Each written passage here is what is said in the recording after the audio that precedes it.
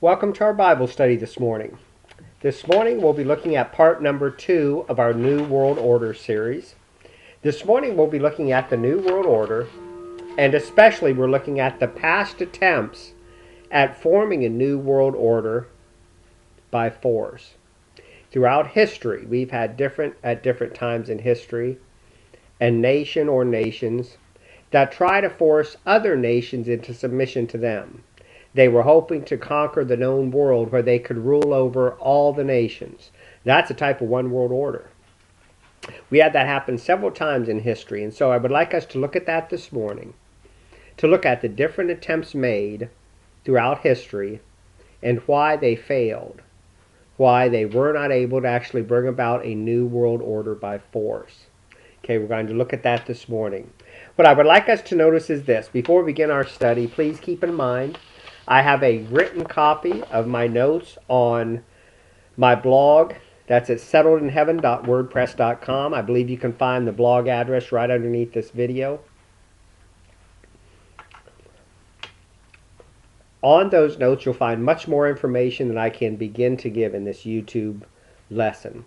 Okay, so please go to that blog if you would like. You'll be able to find more information. And if you do have some questions about things I talk about in the video, there's a good possibility you'll have those questions answered by looking at my blog entry for a New World Order part number 2.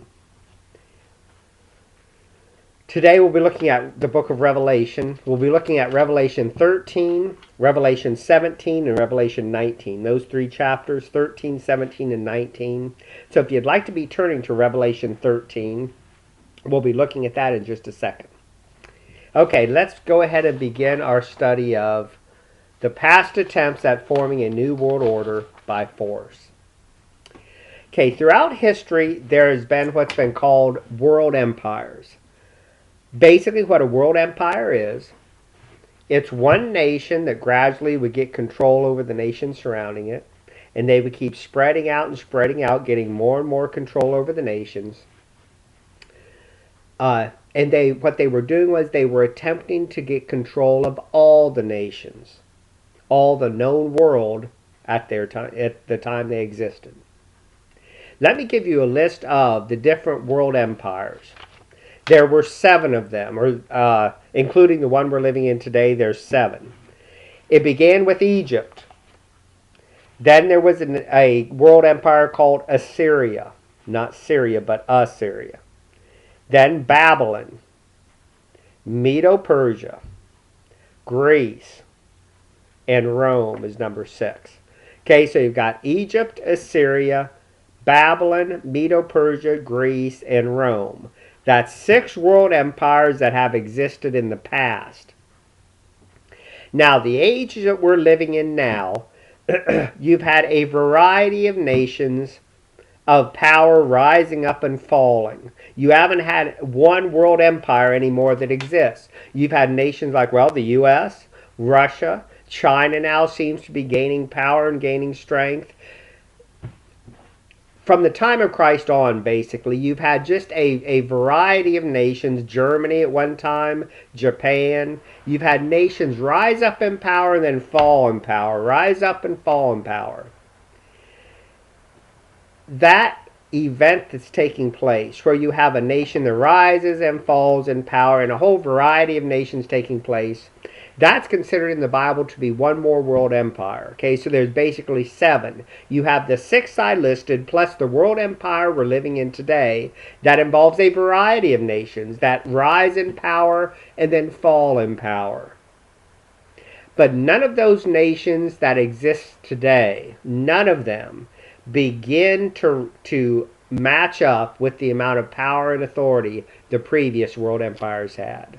That's why they're all lumped together into one group and just called one world empire. It's like the empire that involves especially the Germanic tribes and others. So you have 7 world empires that have existed throughout history. Those 7 world empires are pictured here in Revelation chapter 13.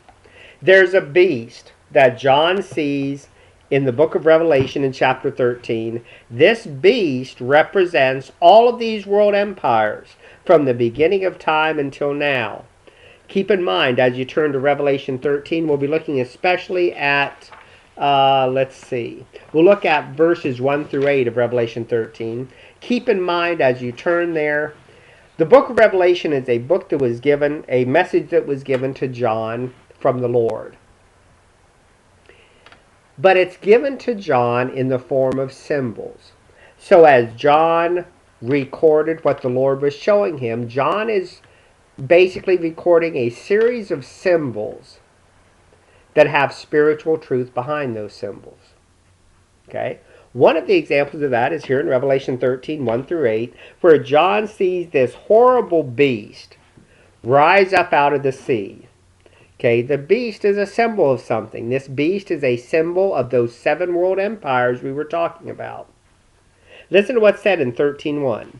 Then I stood on the sand of the sea, and I saw a beast rising up out of the sea, having 7 heads and 10 horns, and on his horns 10 crowns, and on his heads a blasphemous name. Now the beast which I saw was like a leopard, his feet was like the feet of a bear, his mouth like the mouth of a lion. The dragon gave him his power, his throne, and his great authority. Okay, do you notice this beast? He had 7 heads. Those are representative of the 7 kingdoms that we were talking about. Egypt, Assyria, Babylon, Medo-Persia, Greece, Rome, and then the period we're living in now where you have a variety of nations rising and falling in power. If you want to drop down to verse number 7, it was granted to him to make war with the saints and to overcome them. And authority was given him over every tribe, tongue, and nation. Sounds familiar, doesn't it? We looked at that, if you remember, last week. This same beast we looked at in our last study. Again, you can see this beast is given control over all the nations. So again, you can see we're talking about world empires, great holders of authority. What happens to this world empire, this great holder of authority? In Revelation 19. And in verses 19 and 20, we're told what is going to happen to this beast in the end. I saw the beast. The kings of the earth and their armies gathered together to make war against him who sat on the horse and against his army. That's the Lord who's sitting on the horse. It's, again, a symbol of Jesus Christ when he comes back. Listen to what's said in verse 20. Then the beast was captured. That's the beast we're looking at. The symbol for all the world empires, they're captured. With him, the false prophet who works signs in his presence. That's the false religions of the world, by which he deceived those who received the mark of the beast and those who worship his image. These two, meaning the world empires and the false religions of the world, were cast alive into the lake of fire burning with brimstone.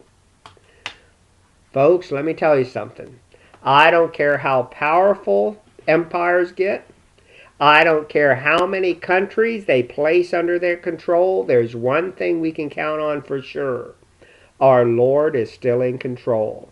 You notice in the end, when everything is said and done, when this world comes to an end at the second coming of Christ, what's going to take place to all these world empires? And what's going to take place in the existence of the false religions of this world? Going to be cast in the lake of fire. Which shows us what? The Lord is in control. The Lord is in control of even the most mighty, the most powerful kingdom on earth. You can read even more about the beast, by the way, in Revelation 17. I won't get into that, but it's Revelation 17 in verses 3 through 14. You can read about this beast, and there it is made clear the beast is talking about empires. Let me just give you one verse. Here is the mind which hath wisdom. The 7 heads are 7 mountains on which the woman sitteth. There are 7 kings. Get this, 7 kings, 7 heads and 7 kings. Why? They were all world empires. 5 are fallen. As of John's day, there had been 5 world empires that had come and gone out of existence. That would be Egypt through Greece. There was one existing in the time of John. That would be Rome. And there is another yet to come. That's the time period we're living in now, where you have the different variety of nations rising and falling in power. So there in Revelation 13, again, you can, or I'm sorry, Revelation 17, you can clearly see this beast was a symbol of world empires. My point is this, you can see the end of that. The Lord was in control. He brought an end, or he will bring an end to those world empires when he comes back. So folks, the main point to get then is this. Even though we've had many world empires who in the past have tried to force countries into submission, they've tried to bring about a new world order of their own power by forcing nations into submission to them. In every case, and I give a list here of what happened in each case, how they were defeated by the Lord. In every case, you have these nations being defeated by the Lord because he's the one that's in control. And that point is summarized in Revelation 19. Think about the Egyptians. Remember when they were chasing after the Israelites in the Old Testament in Exodus? What happens? The Red Sea splits, the Israelites go over, the Egyptians follow them, and what happens? The Red Sea caves in on the Egyptians. The Lord showed he was in control. I have a list of every kingdom, every world empire that existed in Bible times. We have an account of how the Lord defeated them. Okay, I have that all in my notes on the blog. I don't have time to go through them now. But the Lord showed individually with each empire he was in control. And here in Revelation 19, the world empires as a whole, symbolized in this beast, we can see once again the Lord is in control. So folks, every attempt to create a new world order so far has failed. The Lord didn't allow it to take place. Because he was in control, he brought a stop to things in every case. Think about World War I and World War II. There's two good examples too. Let me tell you something, folks. Why didn't they work? Why didn't the countries who were trying to take over the world, why was that brought to an end? It's because God intervened. We could say all we want to, and it's true. God used human forces to bring it to an end, whether it was the U.S. or Britain or whoever you want to point to in the different events, different wars that took place. But in any case, the Lord used them to stop a new world order from coming into existence. Well, let me tell you something, folks. There's coming a new world order in the future that God's going to allow to bring into existence because he has a purpose for it. We've already looked at that. We looked at the fact that it is going to take place. We saw that in Revelation 13, our last study. My point is this. Keep in mind, folks, as you see the world, it looks like we are just rushing to a one world order. Everybody thinks that's the solution. You know, all these economic problems that the different nations are facing, do you know what the easy solution is? All the nations unify into one. You would no longer have debt that exists between the nations, and that's the big issue now. The United States is so indebted. Well, who are we indebted to? Other nations. China is the biggest one, but there's others. You know, if us and China just decided to get together and form one nation, do you know how that would help us from a human standpoint? No more debt. We wouldn't have to owe China anything. They wouldn't owe us anything. We would just be one happy nation. Do you see how things appear to be headed toward everybody just getting together of their own volition? That's why I say in Revelation, when it made it plain in Revelation 13 that there will be a one world order, it wouldn't surprise me if it's coming soon. Just looking at the events around us, you can see we're headed in a direction that would lead us into a new world order. You have the presidents talking about President Bush. The first President Bush and the second one both, they use that term a lot, New World Order.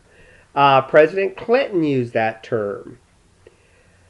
I'm trying to think who else. President Obama has used that term, or at least the ideas behind that term. Everybody talks about the nations getting together because it's going to cure the problems of the world. Folks, it appears like it's coming, and it appears like it's coming soon. But just remember, when it happens, the Lord is in control.